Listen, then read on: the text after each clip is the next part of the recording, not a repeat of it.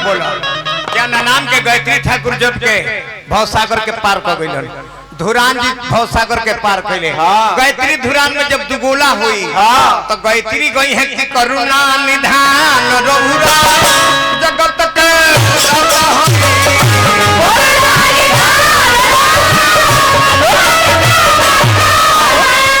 तो धुरान हाजिर जवाबी ब्यासनु रहले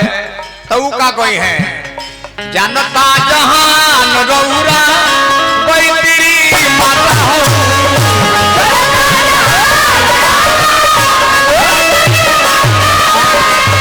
करुणा निधान रघुरा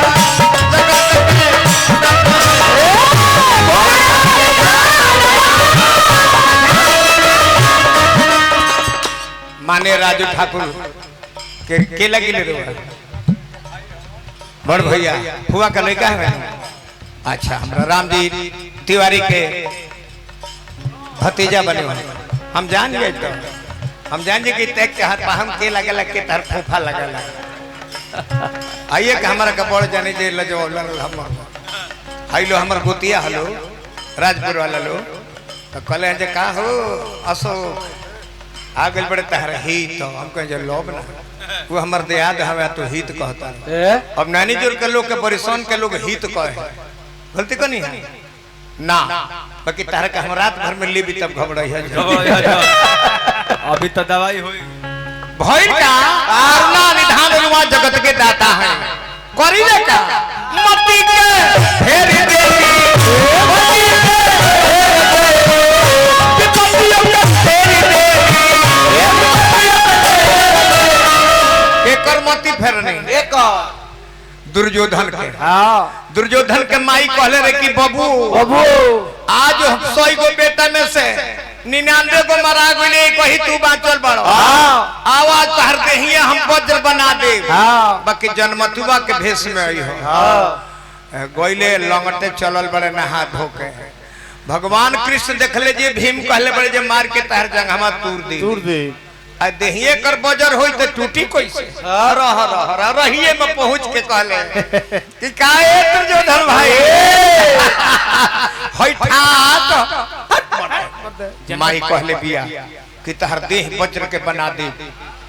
यही से ठाट में जाता है लइका बड़ा जना माई के तन से जन्म लिहलो ओही माई के सोझाई अपन मत देते तब ओकर बाउर ना लागल नीमन लागल कहले जीरी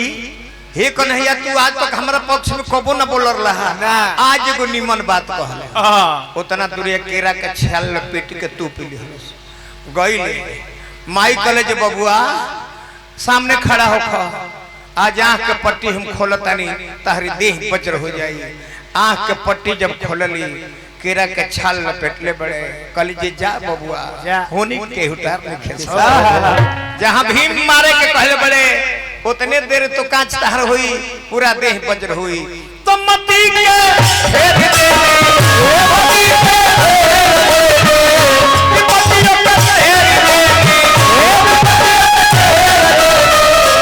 श्री भगवान रहुआ जगत के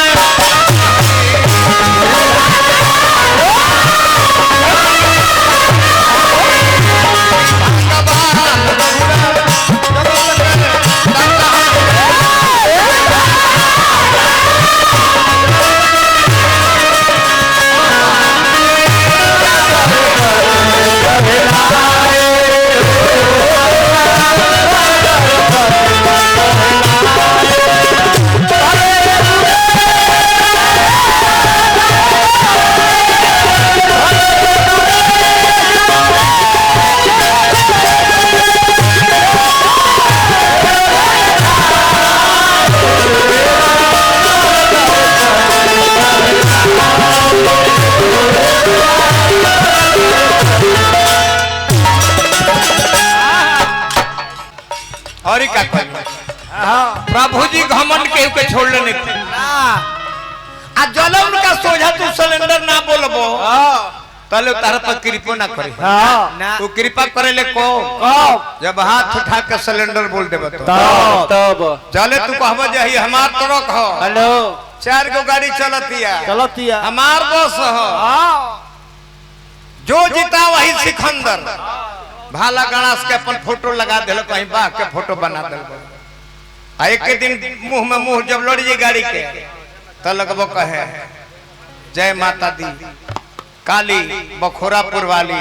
जय भोले शंकर शंकर तेरा सहारा। और देखिए भाई द्रौपदी के मन में घमंड रहे यह प्रवचन ही एक कथा हो घमंड का रहे कि हमारे 5 गो पति बड़े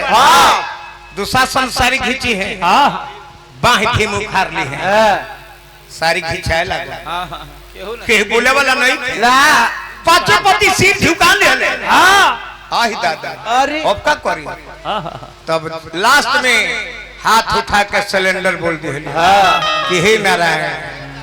अब तो मर्दो हमार काम में नहीं खनसाओ अब रौरे पर बानी जब हाथ उठा के सिलेंडर बोलली जब ले उनका अपना पर घमंड रहे हे हाथ धोले रहली हे कि सड़िया मत घिचा तब तक कृपा ना कइले जब हाथवा उठा दिहली कि अब रौरे भरोसा बानी तो सारी बन के खुदे आ गई और लाल जी भैया के माइक में लाइन दो भे द्रौपदी के कलिका तेरी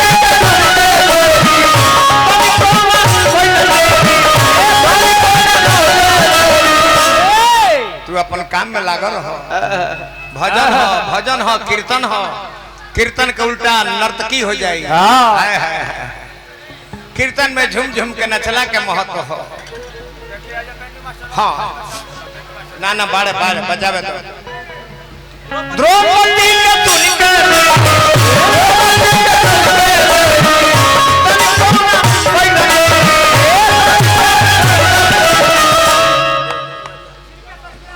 इंडियन आर्मी फोर्स के जवान बने श्री हरिदेव तिवारी जी हाँ हम समझ गए बात बात लगी आशीर्वाद के प्रतीक्षा बात तक केहू ना समान रोता जगत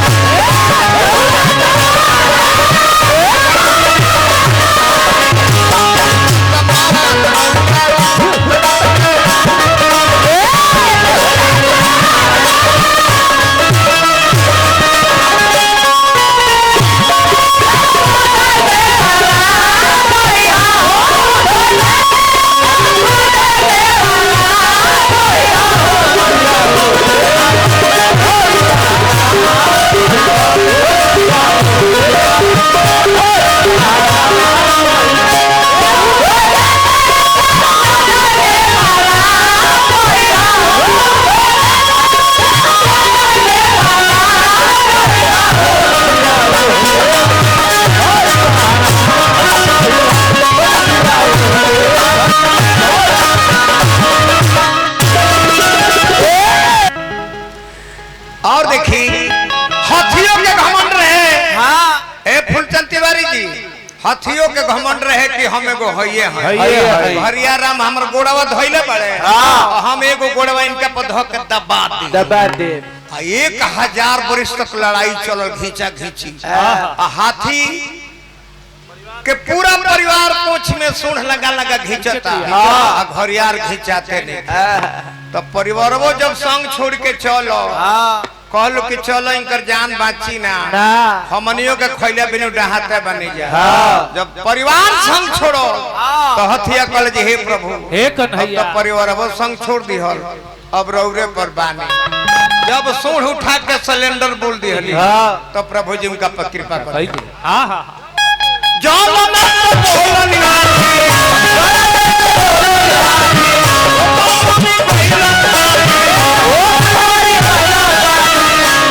ओकर बन गइल साथी ओहो तो जानता जहान रौला जगत के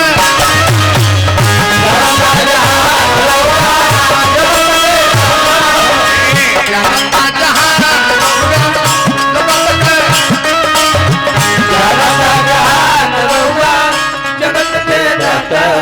माने हमरा रामाशंकर तिवारी जी सामाजिक कार्यकर्ता